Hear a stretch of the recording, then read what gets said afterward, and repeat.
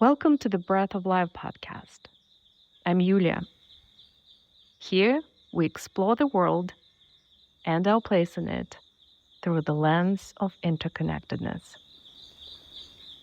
If we could feel part of the living world, not just intellectually, but in our bones, if our breath could sync with the larger rhythm of life, how would that change the way we live, work, and make decisions? Join me for conversations with people who live and work from that place. Greetings. It's January, and here in Berlin, we've been on a winter roller coaster with a lot of back and forth transformations of water into rain and snow and then back. So I'm wondering, what kind of transformations are you in the middle of? I'm glad to be back with this episode after a longer pause. I actually took some time to reflect on this project, how I see it evolving, and what it is that makes it important to me. It was very worthwhile. And I'm happy to be back with more clarity, dreams, desires, ideas. I've got a few episodes recorded and quite a few exciting conversations planned. And it would be such a pleasure to have you come along on this journey with me. I really appreciate you being here. Now to today's episode. In this one, I'm speaking with Holly Copeland, a former conservation ecologist who now describes her work as guiding people to the wild within. So Holly kind of flipped the doorway into change from conservation work that, as a rule, approaches change externally to focusing on her own experience of inner rewilding. You might have heard of rewilding in the context of nature, the process of supporting ecosystems in becoming resilient again, which is done through reintroducing keystone species, plants, protection, but equally important, by granting agency to the place and landscape, by granting respect to its wisdom and creative capacity. I see inner rewilding as a similar process that asks us for new or forgotten old ways of being. That is about creating and holding space for our transformed selves, about remembering who we are as humans, about reconnecting to our bodies as places of wisdom and knowing. I loved how Holly took me on a journey of her inner rewilding that you're going to hear about, from a burned out, disillusioned conservationist to guiding others to the inner wild. Holly also talks about the 4 pillars of rewilding that she describes in detail in her upcoming book, which is available for pre-order. Our conversation pleasantly meanders, and it takes us on an ad hoc experiment, a question of good and evil, the role of plant medicine in the rewilding, and the power of collective fields. And in the show notes, you will also find a link to Holly's ebook, Rewilded Morning Ritual Guide, that is available for free download. I hope you enjoy this uplifting conversation. Hello, and welcome to another episode of the Breath of Life podcast. Today, I'm super excited to be talking to Holly Copeland, and we'll just dive right in. Very nice to have you, Holly. Thank you for making the time. Thank you, Yulia. I am so delighted to be here. I'm really excited for our conversation. I've been following you on Substack and reading what you share and what you write about, and there's so much synergy between us. So I'm just really, I feel like I'm meeting a soul sister, and I really love, super excited to dive into this conversation with you. Yeah, the same here. For decades, you worked as a conservation ecologist. And I did. now on your Substack about section, you call yourself Guide to the Wild Within. Mhm. So, can you talk a little bit about this transition? Basically, you've stayed in the same space and you say it's rewilding the earth, but you changed the sides. Or maybe, well, we know, it's all one and, all the sides belong to, to this one thing. But still, what happened? Yeah. What happened? I fell down a rabbit hole of deep spirituality. I had a crisis, which is always, what precipitates change, right? Something has to really shift within us that we say, this isn't working. I need something else. And in my case, I was feeling super burnt out and I was feeling like I was on this Groundhog Day. I don't know if you've seen that Bill Murray film, but that feeling of waking up each morning and doing the same thing and a feeling of like, what is this all for? And, and a sense of despair and hopelessness about the state of the planet. And, like I just was carrying so much inside me. And I felt like I'd get up the next day and there's just like more headlines, more bad stuff happening. And it's like it's too big for me to carry. It's too much. Mm. And at the same time in my inner world, I felt like my mind was racing. I felt like I couldn't kind of stop the stream of thoughts. I couldn't feel peace and joy anymore. And that felt like a real paradox given the fact that at the time I was around 45 and, I had a beautiful home and a loving husband and two beautiful children who were like soccer stars. And so all the things that that should make life like happy in the external world couldn't shift this feeling inside me. And I had that kind of reckoning moment of God damn it. Like, if I've done all this and I'm not happy, like, what could possibly make me happy? Like, I've done all the things. And that reckoning moment of realizing that sent me deep within because I knew at some level that it wasn't about changing something on the outside, but it was about facing what was going on the inside. And that led me to first a meditation weekend at a retreat center because it seemed like, well, what you do when you can't when you need to start fixing the inside is meditate seemed like a really good idea to kind of get, calm my mind. And then I ended up joining a meditation group when I came home because that was super fascinating. And I did achieve some level of inner peace, but it just made me want to do more. And I ended up meeting a teacher who really changed my life. And I guess I'll just conclude by saying that what happened so profoundly changed me from the inside out. And I also started working with plant medicine, I will say. And so I started working deeply with ayahuasca and then later psilocybin and sassafras. And the understanding and the inner experience that changed that allowed me to actually, over a period of 6 years, well, 6 years, shift so radically that I realized that it was all about rewilding myself, that how we see the world, that we see the world as we are, not as it is. And that in order to change the world to have the world I long to see on the outside, I had to rewild on the inside. And I did that, and it's, not, there's no end point to that, but I did it so successfully within those period of years.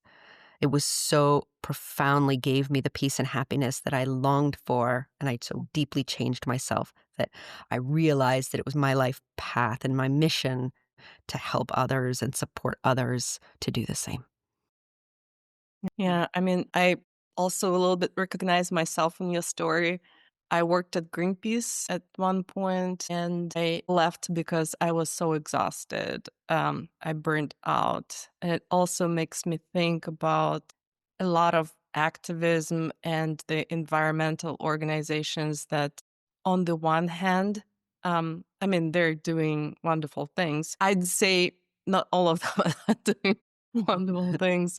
And on Many. the other hand, paradoxically in myself, in people who worked with me at Greenpeace, and some people that I know from that space.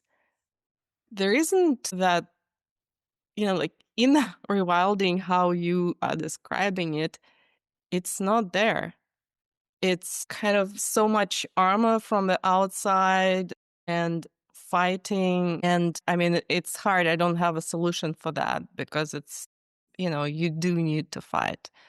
But it's really an interesting kind of Mm-hmm. configuration.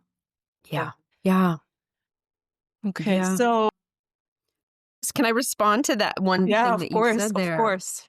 I think that, and I just, coming from the environmental nonprofit space, I was working for the Nature Conservancy throughout all these years, and I just so deeply honor the work that they're doing. So many working very tirelessly. But what I recognized and I saw is an inner, it's where the come from is. And the come from that I was coming from was a kind of self-righteousness, a kind of feeling, how could you?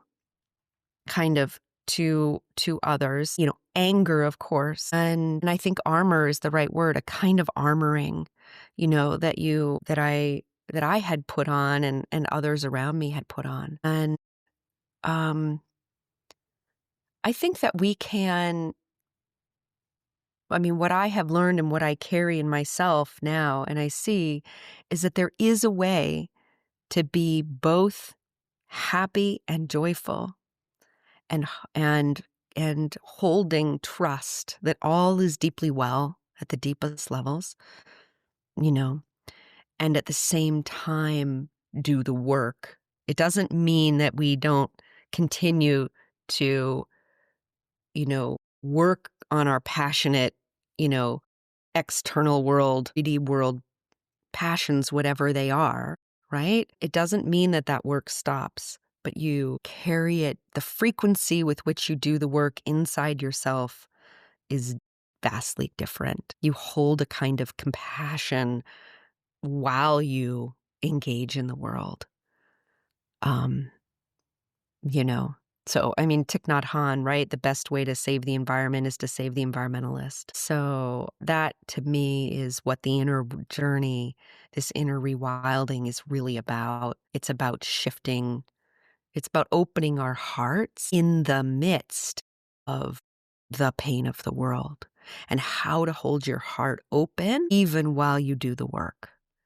Because most of that, I'm so glad you used the word armoring because I think it's so true. And I know I can recognize that in myself, that anger that is a kind of heart, is an armoring, and sadness is an armoring of our hearts. And so all of us that are deeply involved in, humanitarian or environmental work are in the inner journey of how we hold our hearts open in the midst of all of this.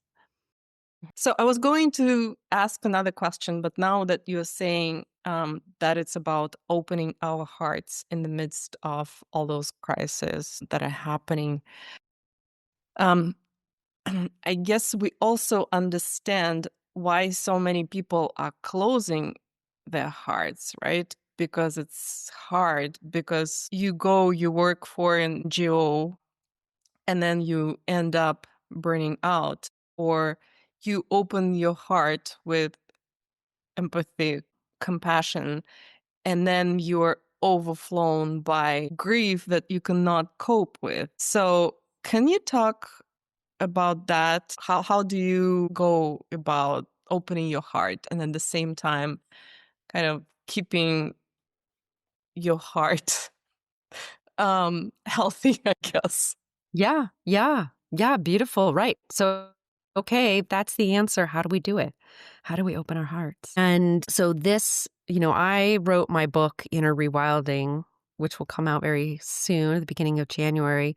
And in it, I outlined 4 key pillars that for me characterize the spiritual path that were my kind of heart opening pillars. And it's not necessarily a linear path. So I put them on a mandala of north, south, east, and west because I think we kind of tend to, they go together and they interweave. But let me describe what these four are, because I think they are the essential opening our heart or awakening our heart in the midst. So the first one is literally awaken to peace within, awaken. I'm going to do all four, and then I'll describe them. So it's awaken to peace, attune to the living universe, allow the flow, and align with your wild heart. So awaken, attune, allow, and align. And so for me, the awakening piece is the simple recognition of the I am, that we are not just our physical bodies or our minds, but we are consciousness itself. And that everything that happens is happening within awareness. And that awareness, the fundamental true nature of what we are, is peace and happiness. So we go to the solution first, which is the recognition first that we're not our separate selves. That this small sense of a small me in here is like an ego manager, and that we are actually everything that we are. And why that's so important is because, as one of my teachers, Locke Kelly, says, it opens us to bear the unbearable. We come to know, to wake up from the dream that we are just these small selves happening. And that's an experiential process.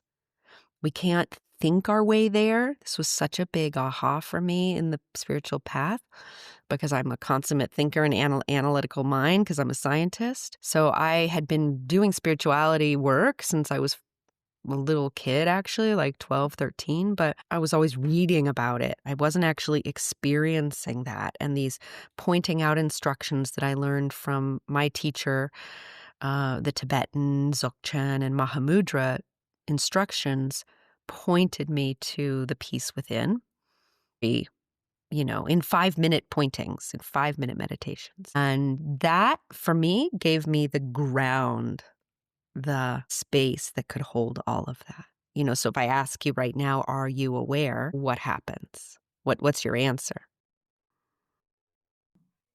Yeah, you are, right? You are aware, yes? And when I ask you that question, the place you go to check, what happens? You go to somewhere, right? I go outside. Right. Right. So when, like, everybody listening, just notice when you say, am I aware? You have to check, right? It's so obvious that you might do it super quick, right? But you go, yes, I'm aware. But you go to a place. You do a very quick mini U-turn of the mind. It's just so quick, most of us don't notice it. But you go to a place. That place, awareness, awake awareness, is consciousness itself, is a field that is timeless and infinite, ever present. It's always here, right? And yeah, Yes, I mean, that is right. And at the same time, you said you have to have this experience. You cannot read this. You will not, even if you say to yourself, yes, I believe this, you're not going to really live by it as your truth, which is a question that we'll come back to later. So maybe you could just talk a little bit more of what you think about those experiences. And maybe I know that you are, part of the work that you do is creating retreats where people come and meditate and have plant medicine. So is that related to experiencing? yeah, yes. Well, all we're ever doing is experiencing. On the one hand, yes, but I find our experiencing lately has been focused on just ingesting a lot of data with our brain. At least that's the main focus. Right. And Okay. yet, an experience that you're talking about, I assume it's a kind of like whole body experience, which has you feeling things or knowing things in your bones. Yeah, yeah. Well, so let me just ask you this. When when the thinking stops, what's here? That is a good question. When the thinking stops, for me, and I've been thinking about this question, or rather, I wanted to come to a point of little thinking. Right. I mean, I've had experiences where there wasn't almost any thinking, and also, as we discussed, I did some um, plant medicine ceremonies, and I'm a breathwork coach, so I've had quite a few times where I was not really thinking, yet I was being. Mhm. Yeah. I mean, it's like these words, they're tricky for me. Y- You're sensing, that's one thing. Yeah. What I mean, else? when the thinking stops, you're I mean, you're sensing, you might be hearing, you might be, yeah, feeling. Ultimately, though, the thing that is, those are all like clouds in the sky. Those are all transient. Those are all appearances in awareness or consciousness. But being, your experience of being doesn't come and go, right? The thoughts come and go, the sensations come and go, but your experience of being, like if I were to say, well, okay, but get rid of your experience of being, could you do that? Probably not. So it's a question that I've, I've discussed before, and still, as what is being is just awareness. Yeah, I guess if it's awareness, then I'm here. My being, my experience of being is with me most of the Right. time. Most? Just like most? Or, For example, when I sleep, am I still being? That's a question. yeah, well, When you I know, react and I just take on totally one of my identities that without awareness. yeah. Am I aware? Hmm. Well, what was it that knew that that happened? It was my awareness, but it was post factum. Okay. It could be at later, but something had to have been aware in order for you to report about it now, right? And the same is true with sleeping. In order to say, if I say, how did you sleep last night? So I slept badly or I slept well. Something was aware in order for you to report that. So then if I ask you, so awareness, being, the experience of being never leaves you, right? Don't take my word for it. Like, actually, like, think about, consider what I'm saying and feel into that, and then feel, all right, has my experience of being ever actually left? Could it ever leave me? So, as my personal truth, my experience of being never leaves me. Yes, Yes. that's how it is. Yes. Right. Good. Yeah, it can't leave you. That's a fundamental. So then if you say you, who is the one that is reporting that being? That must be you, right? What else would that be?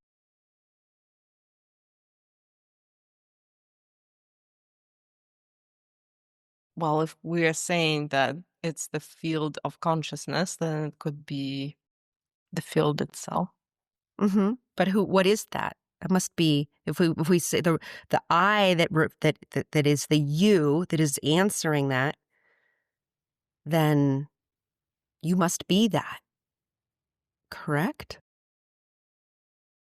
So I must say that, like, I've been through these exercises before, and Uh-huh. to me, I don't know, like the empirical, they lack this visceral connection. I cannot connect to those questions and answers somehow. It's like, something needs to go through me as electricity. And when I try to answer these questions with my mind, thinking about it, just this electricity just isn't generated. Right, because every single time the mind is popping in, the thinking mind is popping in, trying to co-opt that knowing. And it's happening so quickly that it's taking over, and it feels like you're not preventing that the recognition, even though you're having it. The awareness never leaves you. It can't ever leave you.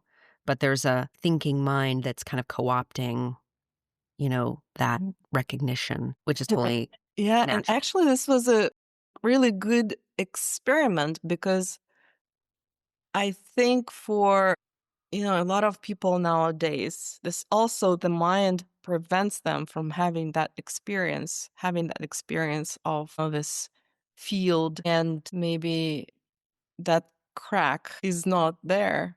That's why Yeah, the yeah, rewilding is right, blocked. right.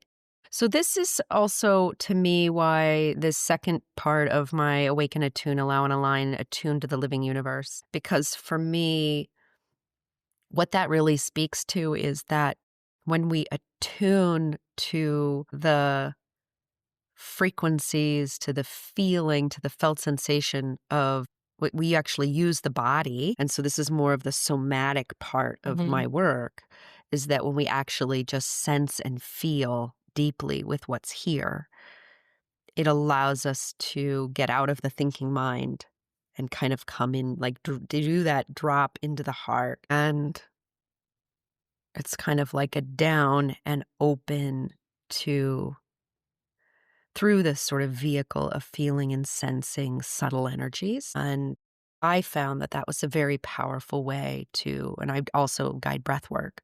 And so it was started through breath work, and through tuning forks to kind of listen and feel in the body more deeply. And that's a very powerful way to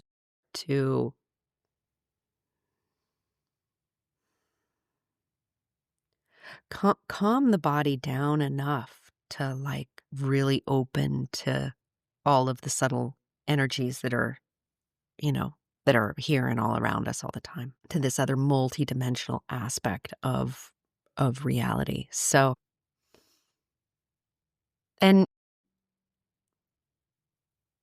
and I think, and this to me too is where medicines come in to play, because they can work very powerfully on our nervous systems to open the heart chakras and the, solar plexus, and kind of bring our physical human body that is an energetic body that carries a lot of the traumas from our childhood and things that happen to us that we're, you know, rightfully need to resolve in order to feel more open and connected with this living universe. And so, while we can recognizing that, while we can at any moment, awareness never leaves us, and that that we are consciousness, there's also this pain in the physical body that we're being asked to cleanse and to purify. And to me, this is what all the indigenous tribes and their work with plant medicine is really to purify the physical body and open these gates and open these channels to allow the light to flow through, which is always here and always available, but we've shut it off through, and that's our work. That's the personal work where, you know, m- something happened to you at 6 years old, or your father told you, like you weren't good enough, and you took on that belief, and then that belief became I'm sure you know all what I'm talking about, but became an energetic stuckness in your body. And that we're here to shift those beliefs so that we can open the energetic heart and really allow ourselves to feel, you know, love fully, that's fully here and available to us. So that to me is the beauty of working with breath and with energy tools and with plant medicines as they really help us on this physical level, become more embodied and open to this 3D experience. And I like to say that, like, in many ways, to me, it's less about waking up as it's more about waking down. We're waking into our humanity. I used to think that spiritually, like, it was so painful to be here on this planet. It hurt me so much to see the way that we were treating animals and people that I was just like, I just want to escape to the heavenly realms where everything would be okay. And I saw this kind of transcendence as a kind of, it was in my mind, it was like, God, get me out of here kind of a thing. And I actually see now that our choice as humans and the reason that we've incarnated and come, why are we even having this experience? What's happening here? Why are we doing this? Is actually to have the fully human experience with our hearts wide open so we can feel deeply and feel the gift of being human is the gift of embodied love. And we're here to have that experience. And so this path leads us into being more deeply embodied, which means to be as deeply loving and devoted to, loving ourselves and our time here on earth as deeply as we possibly can. Opening our hearts so wide and so deeply. And nobody can do that. Well, the thing is that nobody can do that work for you. Nobody can fix that for you. That's a personal path for each of us to feel, to forgive, to feel compassion, and to love it's really a self-love journey at the end of the day. It's discovering all the places where we took on beliefs that we weren't good enough, that we were not worthy, and undoing those mistaken beliefs and really, really deeply loving ourselves, which is to deeply love the planet. Yeah, for me, body is the point of entrance. It has always been the point of entrance for me. Somehow words never did it. And also like kind of questioning. Well, I do love questioning, learning, but this has been my path. And one of the really interesting moments a couple of years ago was when I read that the list of our senses has been expanded to include up to 52 or 53, something like Mm. that. And it's like, wow, I have so much more to explore, but also, the body to me is this, um, like the receiving station of everything that's going on. Like, why would I care for anything if I didn't have a sensing body? That is kind of how I look at it, because I know what pain is. Then why would I want to inflict pain on anyone else? Or because if I know with my senses that this tree is, is exchanging with me, and how do you know that except with your senses? In my view, view of the Yeah. world, and then this opens so many doors in really feeling part of the universe. Yeah. Mm. Yeah. I agree with you. And I too, for me, the body ultimately is the most beautiful door, to go Mhm. through. Like somehow, just to speak back to the awakening pointings, like they gave my mind a place to rest. Mhm. But then I had to undo all of then I had to do the hard work of undoing all the dissonance in my body, all the places where trauma was lodged. And it's still, it's still, of course, unfolding. It's an ever going process. But that embodied the powerful work of working with the body and working through the body for me is, I mean, it's definitely the most beautiful kind of delicious sort of place where we come in contact, where we really get to come in contact with all of this. So if we continue to travel through the 4 steps, and we've been Yeah. through 2. Yeah. So then the next one is allow the flow. And, this is the speaking to the great surrender, and this happens through the embodied work as well. But the basic recognition of equanimity and, when we come to allow what is, when we stop fighting with the world and we recognize that we're a part of something much bigger than our little minds could possibly ever recognize. And we fall for me, it's kind of a fall backward and a rest into something. And that path is met. What I found is that trust is the key to this path. It's trusting deeply that we are held by something bigger than us. That gaining that trust, I mean, it happens through embodiment, it happens through the awakening parts. So it's not, separate from them, it's kind of interwoven with them, but it's so key that it deserves its own place because you can never, to me, it's essential to remember that it's actually we open the doorway of connection when we trust, when Mm. we fall backwards and say, I really don't know. And is kind of continuing to say to the universe, I don't know, you show me. I don't know, you show me. It's such a powerful way to approach life, you know? And it gets us out of the ego manager doesn't believe we're safe and is trying to control life. And it's like taking the hands off the steering wheel and recognizing that we're really letting our hearts drive the car, right? Opening to this thing bigger than us and letting it take over. It's my work every day to remain in that place of deep, deep trust.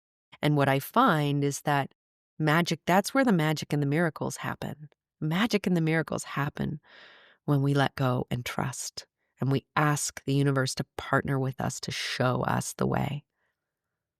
So for me, when I was able to feel that trust, it was a sense of great relief, because now all of a sudden you don't have to be thinking, controlling, having that feeling is really precious. Yeah. And then on the other hand, what is our whole civilization about? It's about control, right? So this is what you learn whether you want it or not. Um, Even when you start doing these experiments of letting go of control. In my life, my family would tell me, "Are you crazy? What are you doing?" Yeah. So I'm curious how it is for you and what you find helpful in finding the trust. Yeah, that's such a good question. I've definitely gotten that. When I left my job as a director of science for the Wyoming chapter of the Nature Conservancy, I had people saying, "Are you crazy? I mean, I had like the dream job." The dream job. People lined up to take my job when I left. And,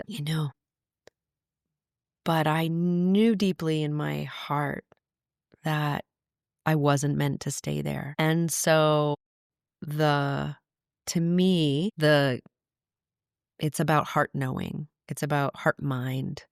And so it's like trust is about coming out of the head and moving into the heart and feeling and sensing deeply what's resonant. Where do I really feel moved and pushed towards by the universe, and you can use subtle energy techniques to kind of get this. Like, I love the kind of way that you probably know this one, if you have a question and you're not sure, stand and feel, ask the question and feel, does your body move forward or you feel a backward push? You kind of use your body like a pendulum. That one works the best for me. So your body has this intelligence and is tuned in to this universe in a way that our minds, will try to override or subvert and try to, I was an expert before all this at like, okay, how do I decide something? Make a pros and cons list, Mm. and put it on a piece of paper. And I don't do that anymore because real wisdom isn't found there. Real wisdom is already available and here, in the body. The universe is speaking to you in every moment. And how do you know? Because you feel in your body a body yes. The body will tell you, you know. You can do the exercise of moving forward, but for me it's just simply like I feel a lightness and an openness when the way forward is a yes. And I feel kind of a contraction or a closing in my heart when it's a no. And so learning to actually open our bodies and ourselves to the body wisdom, to me, is one of the, beautiful and powerful kind of ways to start to build trust with the universe. Because when we start to tune in and use the body as this incredible instrument that it is to talk, that is talking all the time with the universe, then we start to get out of our heads and feel how much more is going on than we could possibly know. And everyone here, like has had, like you already know this. It's just a matter of getting better and better attunement. Like most people, I mean, I would say, virtually everyone has had the experience of walking in a room and you feel like there was just a fight or, the energy is like so dense, the tension is so dense, you can cut it with a knife. What is that? Well, that's subtle energy. That's your body picking up on subtle energy in the room. And so it's just what I'm talking about and speaking to is just getting better and better at reading as feeling that energy and then knowing, oh, that's not just like nothing. That's actually this whole field of subtle energy that's happening. And I have a radio. My body is a radio that can read those channels. And I can start to work more deeply with that. And I can attune to it and feel it. And then it will tell me what to do next. It will guide me. And so that allow the flow when we do that and we start to get out of our heads and into our hearts and feel that there's this current, this river of life flowing through us and guiding us all the time, then life becomes really easy because we don't have to think our way through anything. It's showing us in every moment, actually, the easeful, graceful path forward. Yeah, I wonder what nature or connection to nature. I mean, we are nature, to the non-human world. Is there, in your experience, how related is that to trust? Because for me, in my personal experience, I actually had to feel held by something other than humans, Yeah. because my distrust of humans and the human world was just too high to even consider trust. Well, no, my life and my immediate environment doesn't allow that. So, but being held by this force, and I guess connecting and having in your bones experience that I also am this, and this love is also for me. I guess this was the most helpful thing to me, feeling trust again. Yeah. Yeah, yes. I found that too. That starting to build my relationship with nature, talking to the trees, you know, sitting underneath them, just feeling held by nature, Mhm. kind of in a deeper, embodied way, has been huge medicine for me. And this is where the plant work for me has been so, so, so, so beautiful because the plants opened the door for me to that deeper connection. Um, ayahuasca. I've worked pretty extensively with ayahuasca, and what she showed me and the connections that she built, so that my connection to nature isn't an idea in my head, but an embodied experience that I see how, and this is ever evolving, but feel the way that, there really is a Pachamama, a Mother Earth energy that is holding us all, gave me great trust, right? Gave my mind, I wasn't thinking my way there. I build those connections through my plant medicine work, and continue to, and how I guide people, and yeah, the medicines I serve. And I think microdosing, like I love, microdosing psilocybin work, and I support people in that too, can be super beautiful, and helping that establish ourselves as feeling deeply a part of nature. Um, Yeah. it's a Yeah. good point you make. I'm just curious because for me, it also came through this experience of being in plant ceremonies. And well, this is at least the initial crack through which a lot of things were able to come in. And I wonder, without some kind of really powerful altered consciousness, trance experiences, is there a way to sense into that interconnectedness? Yeah. I mean, and if we include breath work in there, you're just saying like without that kind of, even if we could talk about breath work as some of that. Yeah. Yeah. I mean, the meditative pathway, the ancient meditative pathway will take you there also. It can take longer. I Hmm. think that for me, psychedelics or breath work, advanced breath work, they speed up that process. They can open us more readily to knowing that we're interconnected. They give us a window and a felt experience that no one can take away, of having that experience. And then and then that window closes, after the ceremony, and then you do the real work begins. The real work begins of establishing yourself in that place without, the plant medicine, Yeah. without the altered experience. Um, and so that to me is why daily practice and um, commitment to a meditative practice is so essential, because it builds the foundation. We return again and again to the recognition of our being as shared being, to the recognition that we're not separate. And to me, psychedelics open those channels, and make those those neuron connections, um, and then we have to, and then meditation and other practices of coming back to the knowing of our being as shared is what the daily work is.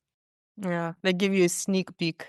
Yes, exactly. But it's for me, it's an essential part. I would say it's an essential part for me, it was an essential part of my path. Mm. I'm so, so grateful to those plant medicines. And so now we've come to step 4. Yeah. Align with your wild heart. And, again, this isn't divorced from anything we've been talking about. But it is about, like, once you do the trustful and you say, universe, I don't know, show me.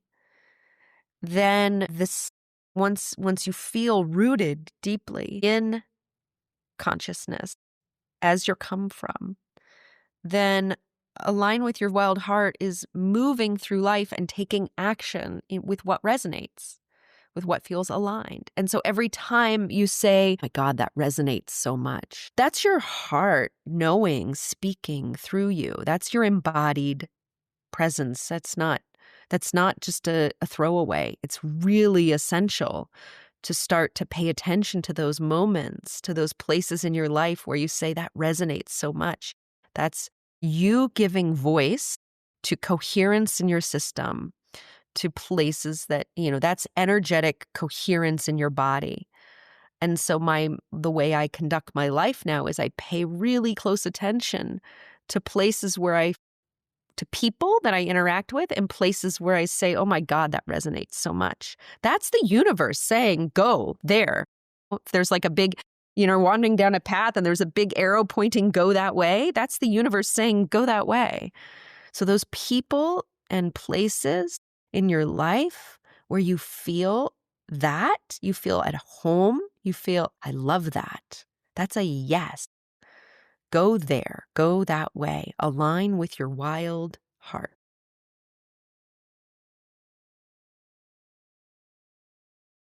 And so you're in a very different place now than before this journey. But now, like coming back to my question of opening up and opening our hearts, but still, doing that in this world, that one of the questions I've been thinking about lately, is there evil and is there really good and evil? And I realize that this is kind of like a more religious concept.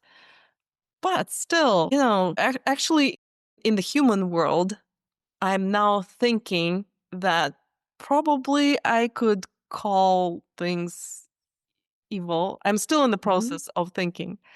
And so, you become open, you go through this process, and then, so how do you live in this world? Yeah. I love that you've been really into the evil versus good. That's something that I really that's been a big part of my path as well. Uh, Evil. Yeah. It's a question I talk about in my book and has been central to my path. well, maybe I would love to hear your take on this. Yeah. Hmm.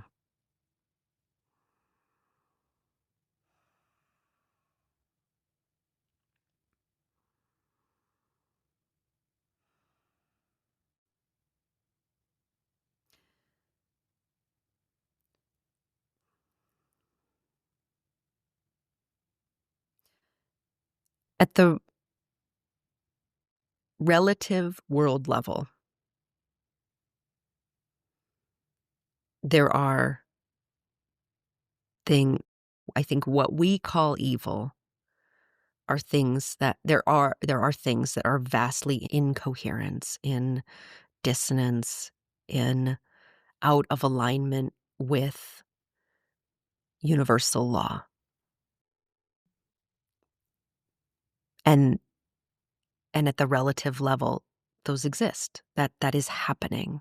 It is happening. And there are things that are very in alignment with universal law that we would call good. Or, you could say there are places where you can feel where those connectedness, which is love, is very evident.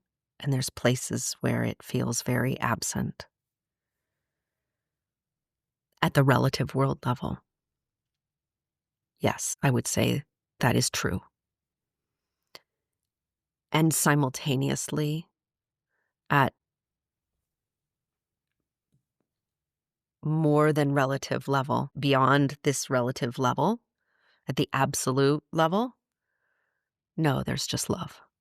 The universe is made of love, and it's just pure love. That I actually had an experience in plant medicine Mm. through the gift of ayahuasca, where I was all that was in the universe, and it was entirely love.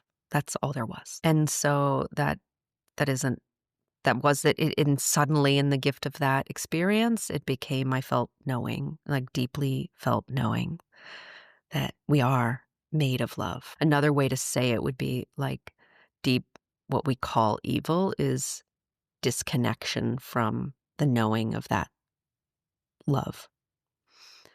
So, That resonates. yeah, yeah.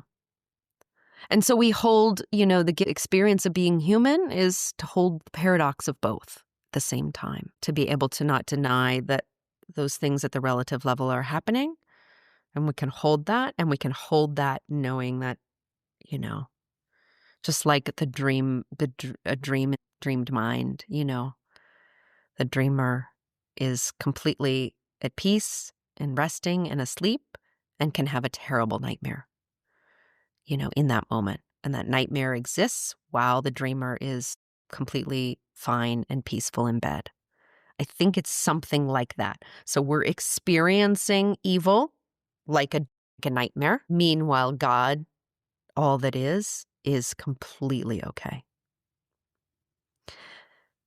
Um, and is and that at some level, while our minds can't possibly understand it, we have chosen this experience, or God is having this experience through us in order that we come to recognize that everything is love. Like at some level, we're having this experience so we can wake up and have the recognition of the embodied recognition that everything is love. So that helps give me some and now we come back to trust. I have so strongly built the bridges of trust and deep embodied knowing that that's true, that as I said at the beginning of this conversation, I can bear the unbearable that's my experience. I can open my heart in the midst because I know at the deepest levels of my being that we are held and we are okay. We are. Everything will be okay. Everything's already okay, no matter how it may seem or appear to us in this dream. Mm-hmm. Yeah. Does that mean I don't ever get sad? No, I'm a human being too. I have, that those emotions move through me because that's part of the experience of being human. Enlightenment isn't about stopping those things from happening. But what happens to me is that it moves through much quicker. I arrive at the place of trust much quicker. I don't stay stuck in despair because I'm holding it all in a container that is where the channels of love are deeply open. Yeah. Do you see there a role of some collective experience? I'm just now thinking that kind of maybe being on your own and navigating it is one thing, but if, creating a bigger field, do you is it something that you use, or what do you think of that? Of Oh, its yeah. importance? Yeah. Good question. So important. So, I mean, because we are in a quantum interconnected field, then what I do what I do in my personal to bring my field into coherence and to feel love affects the whole field. So I think that we are all lifting ourselves up together collectively.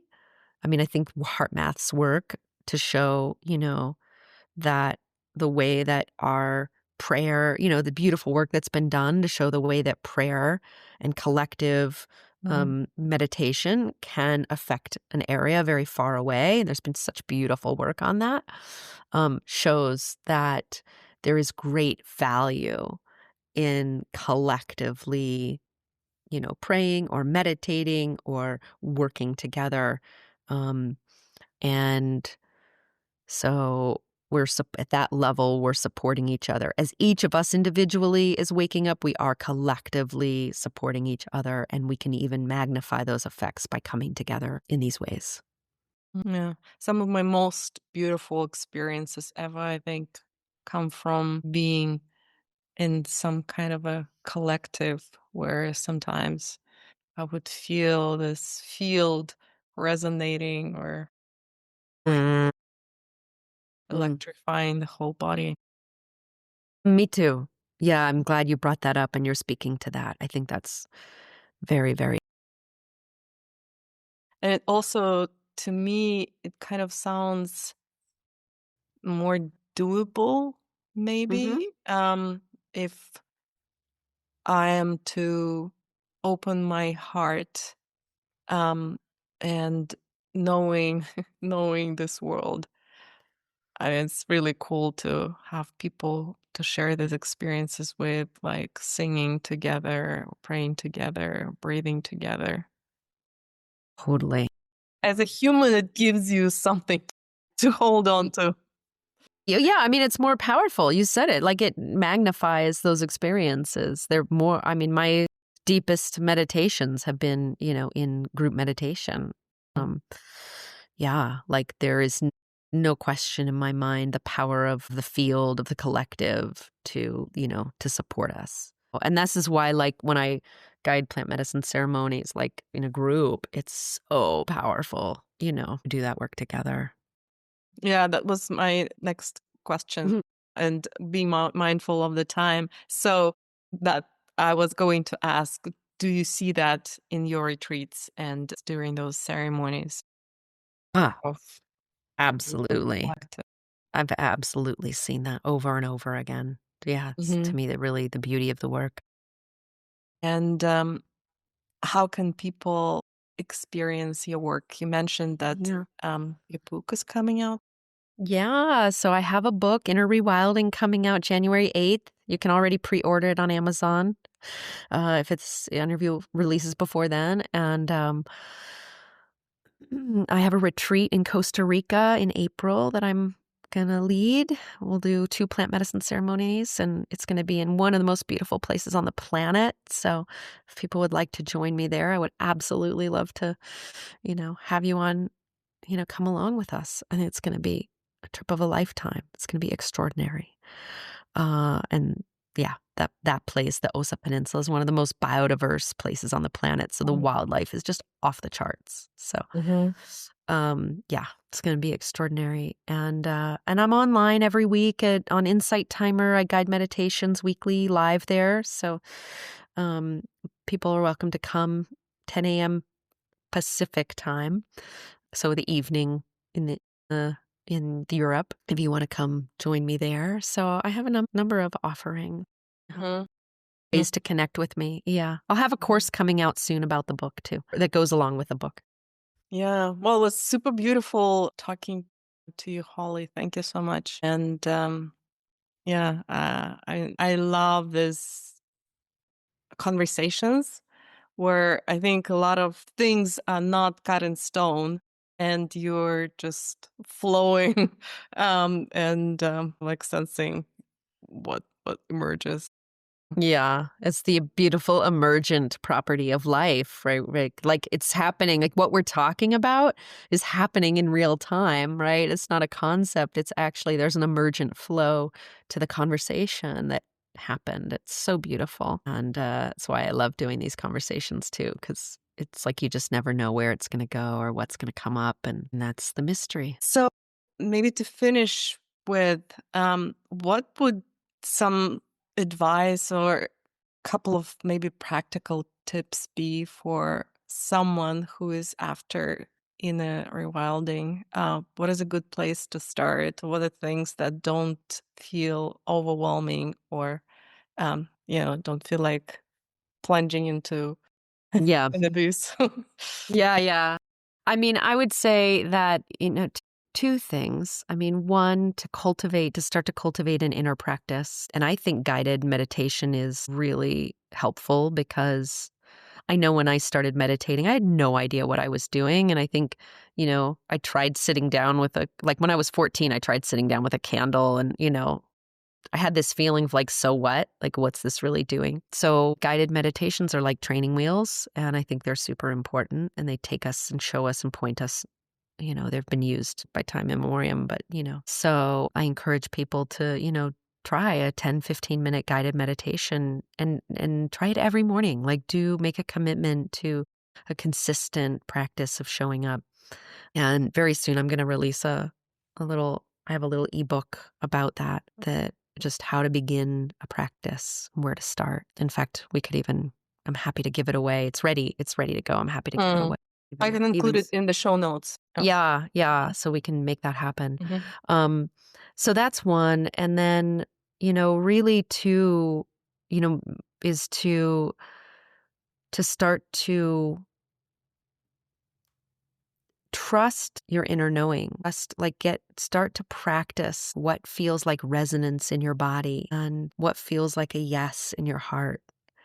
And start to trust that. We're trained in Western schools to we're so trained to think critically and analytically, and this sort of intuitive knowing is given no credence. But we're really building the muscle of intuitive, heart-based knowing and what a yes in my body feels like, which is the universe speaking through you. It's the universe talking to you. So start to build that muscle and that conversation and trust it. And you don't have to start with the biggest decisions of should I get a divorce or not, start with what does my body want for breakfast, or do I want coffee or tea? Just start with small things, but start to build that muscle. Yeah, but we didn't get to the question of truth, right? But this is kind of also well Yeah, said it about. is. It's really, truth and what is real, is that feeling of it's that, contraction is kind of a no, and truth feels like a forward movement, an expansion in your heart, an openness, a yes. All those things I'm talking about, expansion and openness, you will literally feel lighter or more light in your heart. And a no feels like a pullback, a contraction, or not truth. That's you picking up on something that's discordant or not true. So, learn to start to read that and feel that in your own body. Yeah. Yes, and with that, thank you again, and let there be inner rewilding for lots of outer rewilding and transformation to happen. Yeah. Yes. Thank you. Thank you for the opportunity to speak about these things. And it's so beautiful to have this conversation. And it's no question to me that that is the path humanity is on. Just say that this is what's happening. We are rewilding from the inside out, in a sense, whether we like it or not. You know, this is, this is what will happen. The question is just how long is it going to take? And that's dependent upon each of us to start opening our hearts to ourselves and to the knowing of our own worthiness and our own goodness. And so, but that's ultimate truth I'm speaking now to. So it will happen.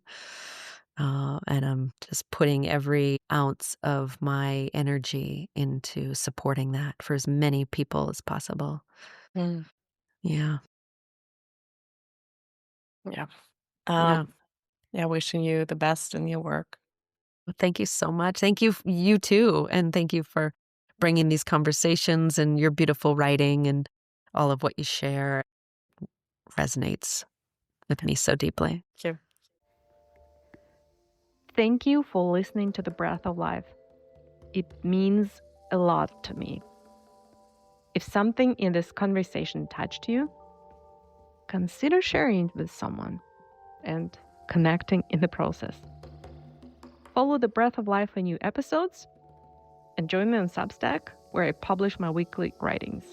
The link is in the show notes. Till next time.